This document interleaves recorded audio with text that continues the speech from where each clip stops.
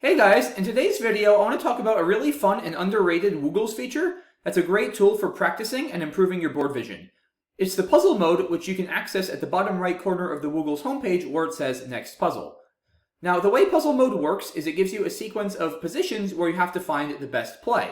And based on whether you get these right or wrong, it gives you a rating, and based on this rating it calibrates the difficulty of the puzzle. So it's really good in that it's going to give you puzzles that are challenging, but not so challenging that based on your current word knowledge and skill level, you don't have a realistic chance of solving them. So let me show you how this works. To get into puzzle mode, you just click on this board down here, and it'll take me to whatever puzzle is next in my sequence. So here we have the position at hand, as well as my rack, and the same prompt that Woogles gives for all of its puzzles. There is a star play in this position that is significantly better than the second best play. What would Hasty Bob play? Now, it's important to keep in mind that these puzzles are solely concerned with equity, which once again is points plus leave. So strategical implications like what the score is, whether you're opening or closing the board, those don't matter. It's only asking you to find the best play that most often will score the most points, but sometimes doesn't score quite as many points as another play, but keeps a much better leave. So once again, all we care about is how many points are you getting and what are you keeping on your rack. Now, generally with these puzzles, and even in Scrabble in general, a good first thing to ask yourself is, do I have a bingo? And in this case, it looks like I'm pretty close to one. If I have a D, I'd have Anthodia. The D in Tondo doesn't quite work, because that would make several invalid two-letter words. There are no A's with an R, I don't have an L for halation, so it doesn't look like at first to have a playable bingo.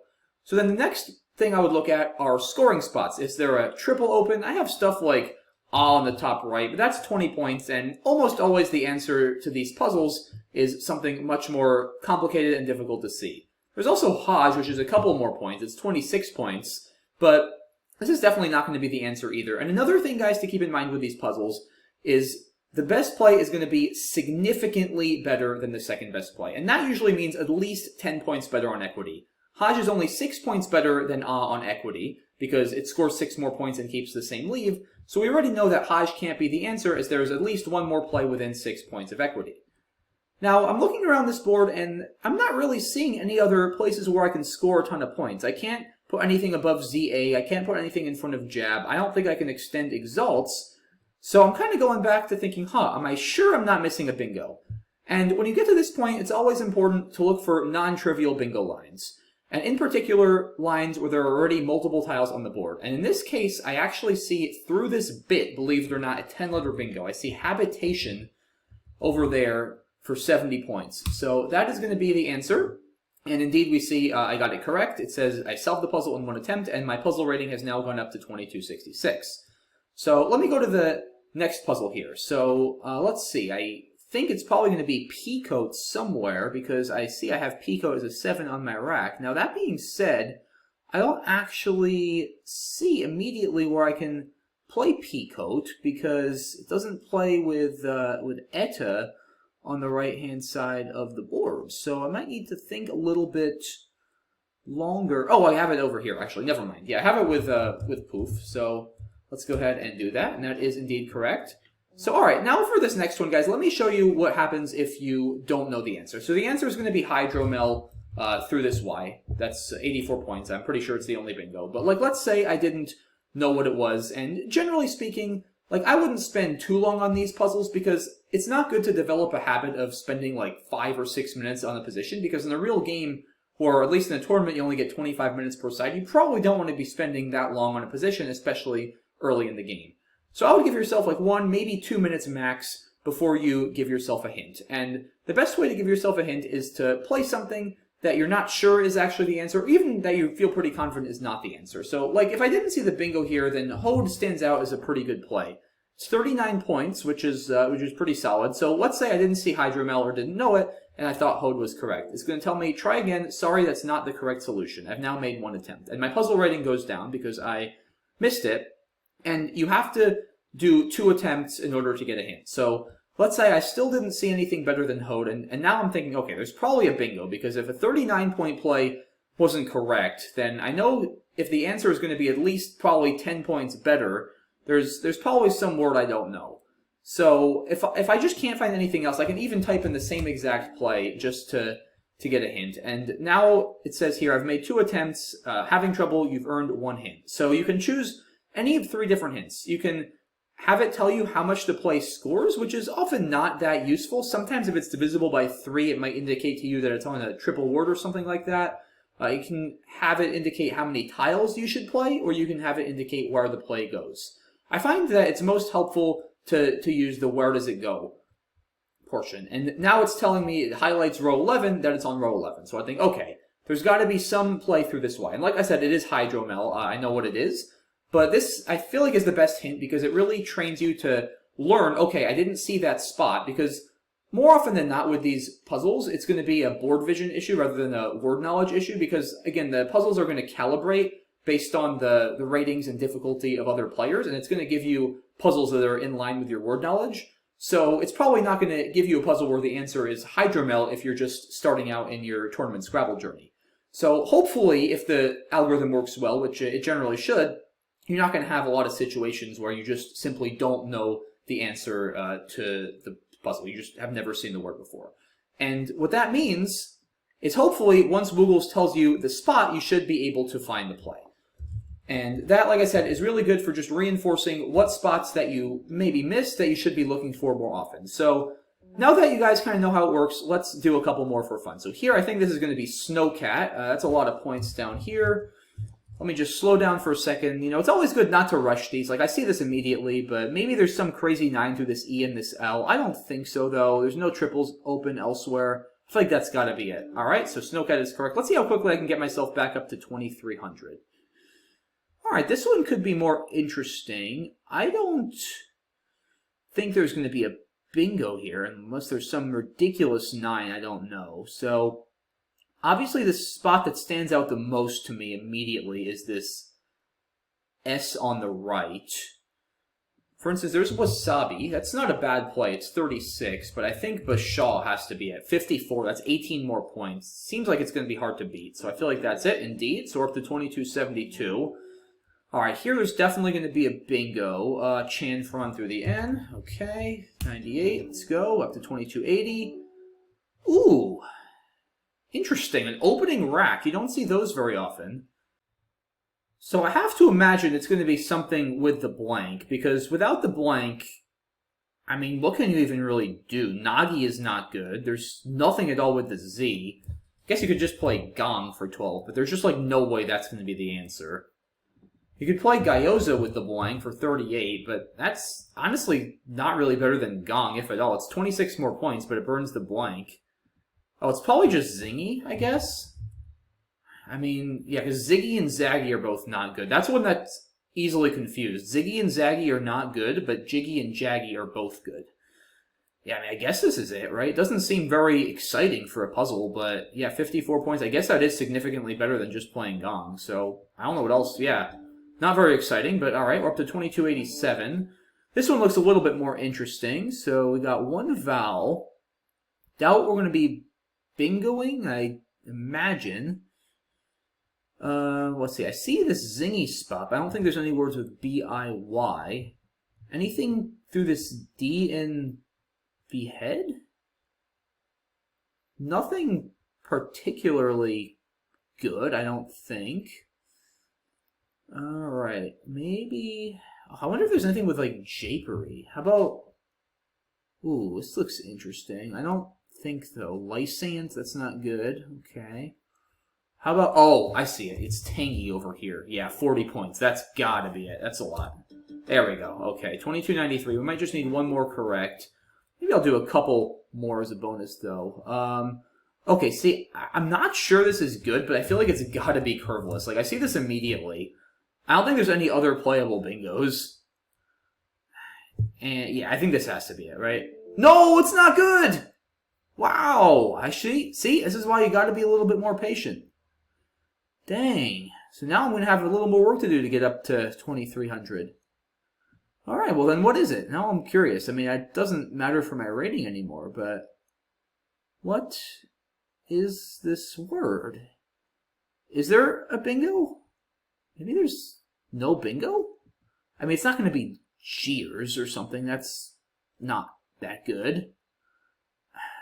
Huh. There's no recurves or decurves anywhere. Where else is there other than this J to score a lot of points? Is it just pave? Really? It can't just be pave, right? I mean, that seems too boring. That leave is pretty good. It scores 27. Unless I'm missing it, I don't see a bingo here. I don't know. Let's see. Is that it? Okay, wow, it's just pave. See, and that's what makes these puzzles hard sometimes, guys. Like, pave just doesn't seem like it should be the answer to a puzzle. It's a really boring play. But, yeah, and that's why I kind of fell into the trap of thinking there had to be something more. But it's also important, you know, to get these positions right. Because it's easy to spend a lot of time thinking, oh, there has to be something better than pave. But it's also good exercise to figure out, oh, there's actually nothing better. And give yourself the confidence in these kind of positions that you are actually generating all the plays and not missing something. So, all right, now let's try to redeem ourselves and get a couple right and finally get back to 2,300. Amethyst. Amethyst, is there any triple? I doubt it. I really doubt it. Yeah, I'm going to go with Amethyst. Please be correct. Good. All right, 2281. All right, not going to be bingoing here, I can't imagine. Let's see. I mean, it's got to be... I see Haze and Hazer, which are pretty interchangeable. So that tells me it's got to be something considerably better than that. Let's see. Anything above tax? No. Anything from this T? I don't really think so. Anything on the H column? I don't think so. All right. Not seeing this one immediately. He's? I mean, that's not much better than Haze. Huh. Wow, there's got to be something really good here. What is it? Why am I not seeing it? Yeah, I mean, if He's is 42, this play has to score a considerable amount of points, I would imagine. And I am just not seeing it at the moment for some reason. Huh. I mean, it can't be He's because Hazer is like 8 less and keeps a better lead. It's just not that much better. Oh, is it with mute? But what though? There's just not a lot of words on this rack. Wow, I am actually pretty stumped here. This is very interesting. It can't just be he. Huh. Wow, yeah, I am pretty stumped. So what I like to do, guys, if I'm stumped is... This is also a trick if you have time. It's time-consuming, but you can try to use in real games, too. Is sort of just go row by row and think about, can a play start there? So if we go to the top row, clearly there's nothing that can play across. Playing down, nothing goes in front of tax. I can hook Wyver, that doesn't really do me much good. And yeah, the K column or the J column, I can do something like he, which is fine. It's 37 points, but again, it doesn't really stand out enough to be the answer. So I don't think that's going to work. Row 2, yeah, there aren't any good plays here. Zen isn't that good. There's no front hooks to emanate, so that doesn't really help me. Row 3, I have He's through this E. Again, I have he over here. Nothing much. Row 4, again, Wyver. I don't think there's anything through this M. Row 5... Probably not really. Again, I can play he over here, but it doesn't really help me. Row 6, that G isn't scoring anything. No. Row 7, no. Row 8, can I extend Farad? I don't think so. I don't have Pico Farad. How about from this T? Nether threes. T-H-R-E-E-Z. That's not a word. Okay, nothing there, I don't think. Row 9, doubt it. Tamer is there. Res, that's not very good. Row 10 doesn't look very conducive to scoring. I don't have a hook for emanate. Row 11, again, the one play would be if I can get something here. But I don't see it, so maybe row 12 through this NU? I wasn't really looking there, but I don't think so. And yeah, this spot I was looking at too with mute, but I don't have anything. And then I get to this OI. Ah, there is something there. It's very sneaky. Aha, that's the play. Dang, okay. Wow, I really had to exhaust all my possibilities before I saw that. Yeah, that's a play I could easily see myself missing during a game. Wow, yeah, really tricky to see something through an OI like that with a Z there. So, Pretty cool stuff. All right, so how about here now? Do I have a bingo with this? Feels like I should be close, but I don't think I do. How about like an extension of city or something? I don't believe there's anything there. Is there a 9 to the AN? Don't believe there is. Oh, how about Flymen? That's a cool play. 35 keeping ERS. I have a feeling that's it. Nice. Okay, 2292. All right, this has to be Wise Guy, right? I mean, we're not bingoing. That's 38. Yeah, it's got to be it. Oh, no, we're still not there. 2298. Come on, one more. Let's go.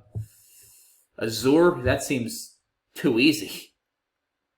I mean, it's 72 points. Unless there's a ridiculous bingo here. Like, it's got to be Azure, right? No, it's Azuki. See? Okay. And that's, again, guys, that's why these puzzles are so good. It's like, usually the answer is not the first thing you think it is, or at least often. I saw Azure and was about to play it, and I was like, really?